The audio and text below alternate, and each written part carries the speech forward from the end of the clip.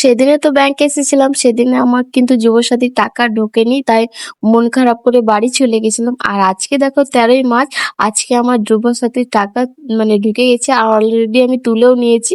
তো আজকে আমি ভীষণই খুশি। আর তোমরা কারা কারা যুবসাথীর টাকা পেয়ে গেছো আমাকে কমেন্ট করবে। আর যেহেতু ভিডিওটা অনেকটাই লেট করে ছাড়ছি, তার জন্য তোমাদেরকে অনেক অনেক সরি। আর দেখো আমার মেয়ের জন্য কিন্ডার জয় কিনে দেবো বলেছিলাম, তাই ওকে কিন্ডার জয় কিনে দিয়েছিলাম। আর সেখানে আমার একটা মাসির সাথে দেখা হয়ে গেছিল, সে আমার মেয়েকে ভালোবেসে একটা দই কিনে দিল।